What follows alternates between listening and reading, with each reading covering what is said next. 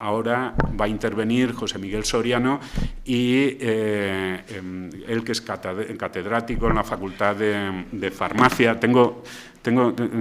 Voy a leer un poquito porque voy a decir alguna cosa de ti, porque claro, yo cuando lo leía es apabullante, ¿no? Bueno, aparte de ser graduado en nutrición humana y dietética y licenciado y doctor en farmacia con premio extraordinario, actualmente es catedrático en el área de nutrición y bromatología.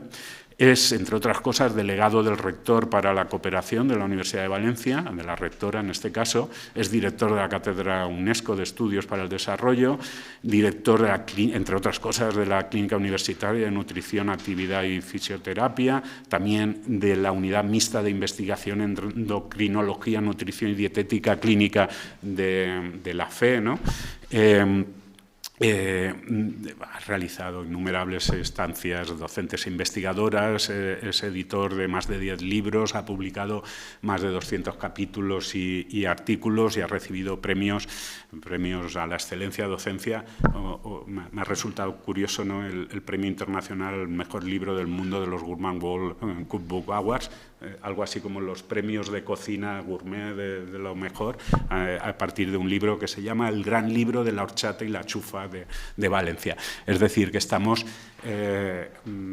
ante, yo les llamo número uno, ¿no?, ante estas personas que hay que quitarse el sombrero y darles toda la autoridad del mundo. Pues una persona como José Miguel Soriano ha conocido este pueblo y ha decidido invertir parte de su tiempo en un proyecto que ahora os va a contar él, que tiene que ver con la gastronomía, con la dietética, con la nutrición y, en definitiva, con el turismo, ¿no?, en nuestro municipio. Cuando quieras, José Miguel. Muchas gracias. Bueno, buenas tardes a todos. Agradezco la invitación y al haber venido a Aras de Olmo. Hacía mucho tiempo que no venía y me ha gustado volver de nuevo. Yo, para que se hagan una idea, digamos, el proyecto surge de la posibilidad de cruzar el gastroturismo con la sostenibilidad. O sea, nosotros, en principio, hace 6 años creamos en la Facultad de Farmacia la primera titulación pública del mundo del grado en Ciencias en Gastronomía, que se realizó por primera vez. El Ministerio de Educación nos solicitó que justificáramos si era cierto. Y lo que vimos es que hicimos una justificación por continentes, viendo que las titulaciones de gastronomía eran privadas, no existía ninguna pública. Entonces eso nos permitió acercarnos un poco a la realidad de lo que había, ¿no?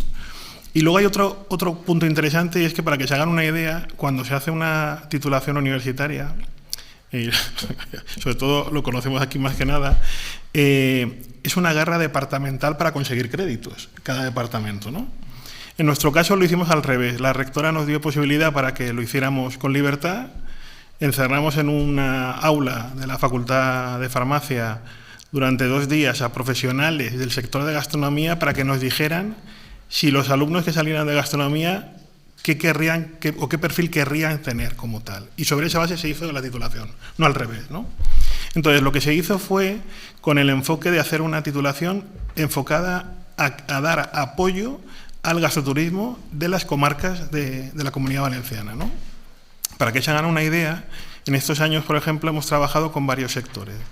Nuestro compañero Fernando Chapiña, que ya falleció, que fue uno de los precursores del grado en Ciencias Gastronómicas, fue en la sombra el responsable de que Ferran Adrià fuera y creara el bulli, porque fue el responsable de generar las esferificaciones, que es, digamos, el invento genial de Fernando, que no se le ocurrió patentar, siempre decía lo mismo, no pensaba que esto tendría trayectoria, y permitió a Ferran Adrià conseguir las estrellas Michelin. En nuestro proyecto con el grado de Ciencias Gastronómicas parte de la base de coger a sectores o poblaciones que en los cuales en un momento determinado se requieran generar restaurantes de estrellas Michelin, ayudarles a conseguirlo, ¿no? Eso es por un lado. Por otro lado, lo que tenemos también es, para que se hagan una idea, un proyecto en relación a lo que se denomina en la Unión Europea los Living Lab. Han hablado, por ejemplo, de los sellos, de los logos a nivel de certificaciones. Nosotros en la Universidad de Valencia lo que tenemos es el sello de la Unión Europea en una cosa que se llama el Living Lab. El Living Lab es lo que denomina la Unión Europea un laboratorio viviente. Es decir, algo que yo tengo instalado en una zona, da igual lo que sea, pero que quiero que tenga una trayectoria hacia la población y a la mejora de la salud y la calidad de vida, ¿no? En nuestro caso lo que tenemos es un Living Lab en relación a alimentación y salud, que es el que está adscrito a la Facultad de Farmacia.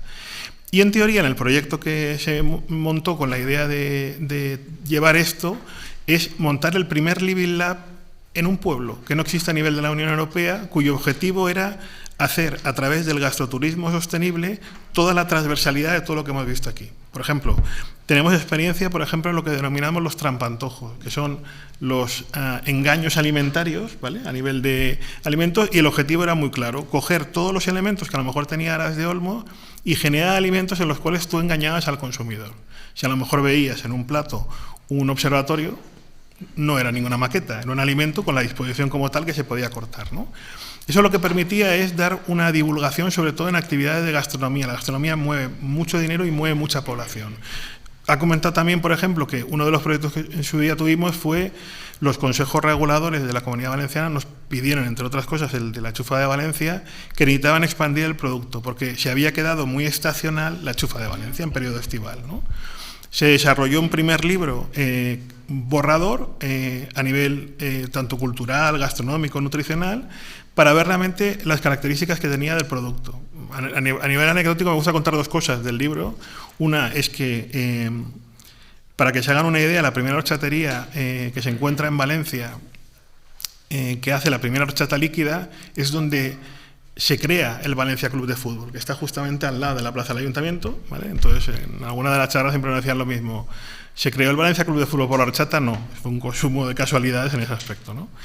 Y lo otro que también es interesante es que hay un aspecto cultural en el enfoque de la horchata y la chufa de Valencia, que se hizo a nivel de las horchaterías de la Comunidad Valenciana, y nos llamó la atención una cosa súper curiosa, que era, hay un bagaje cultural que no lo conseguimos rescatar si no lo preguntamos, ¿no? Y uno de ellos era que nos contaban que, ustedes saben, cuando a lo mejor van a tomar una horchata puede haber de tres tipos: la horchata líquida, la granizada y la medio, ¿vale?, por decirlo de alguna manera, ¿no?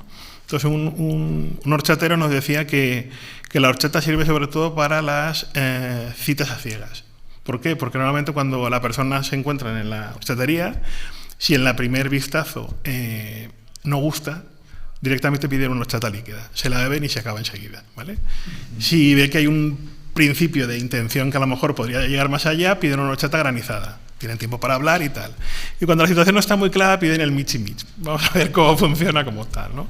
Entonces, eso es lo que, aunque puede ser muy anecdótico, eso nos permite de alguna manera transferir el saber cultural de las personas, digamos, a esa acción, ¿no? Entonces, hicimos la opción de generar el libro de la horchata y la chufa de Valencia, conseguimos el premio nacional en España y eso nos permitía ser finalistas para el premio internacional, cuyo premio se daba en China, ¿vale? Entonces, en ese sector quedamos 3 finalistas, en los cuales en China el segundo libro que estaba como finalista era el té chino. Yo decía, no tenemos ninguna posibilidad.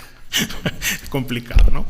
Pero nos lo dieron, conseguimos el primer premio. Se valoró sobre todo un producto que no se conocía, permitió multiplicar por 10 las ventas de horchata en los siguientes años, es decir, es un elemento integrador, que por lo tanto puede ser interesante.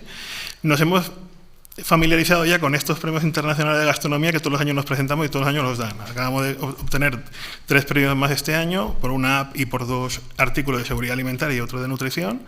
Y eso es, digamos, una de las alternativas que se planteaban en el proyecto, es decir, rescatar a nivel de la materia prima local, generar productos nuevos que podamos utilizar a nivel de publicaciones y que esto nos puedan servir para que la gente que de alguna manera venga al pueblo de Aras de Olmo sean los posibles embajadores tanto del pueblo como de sus productos.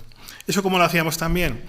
Porque como en el grado en ciencia gastronómica de nuestros alumnos tienen una opción que son las prácticas, habitualmente el grado en ciencia gastronómica, la tasa de empleo de los egresados en gastronomía es del 100%, todos trabajan.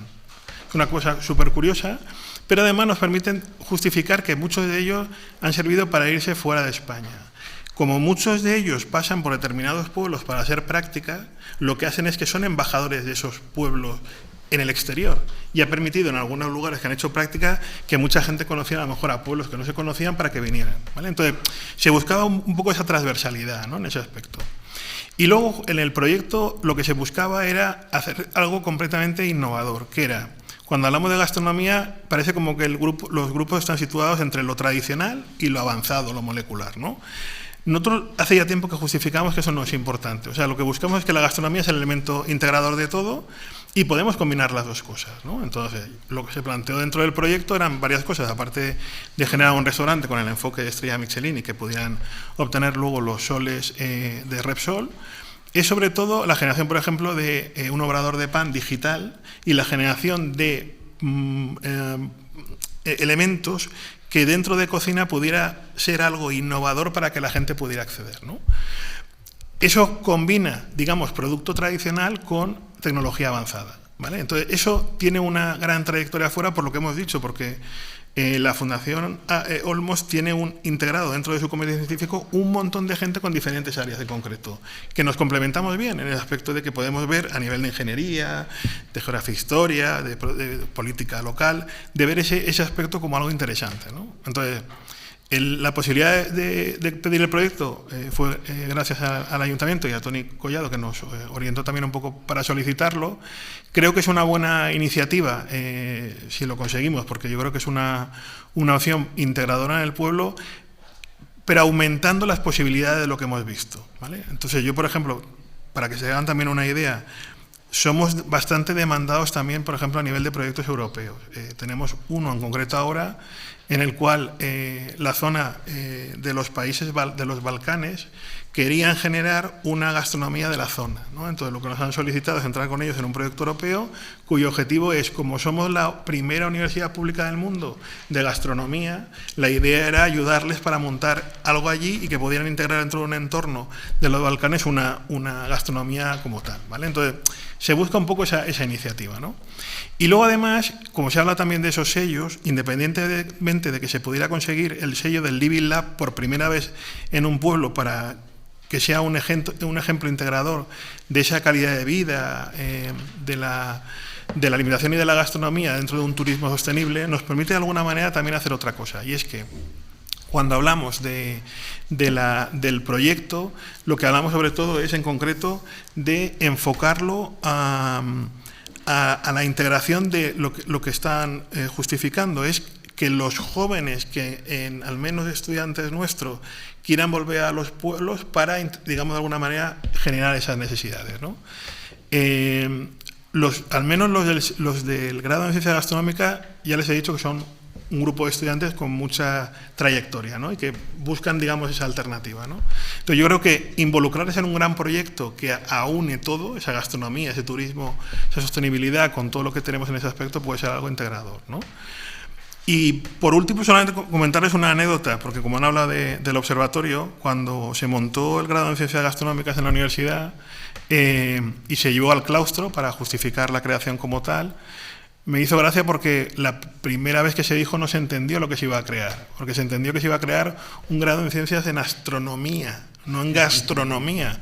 Entonces, claro, nos quedamos un poco descolocados porque no era nuestra ni facultad, no era nuestra, pero enseguida lo vieron como una posibilidad. O sea, no era...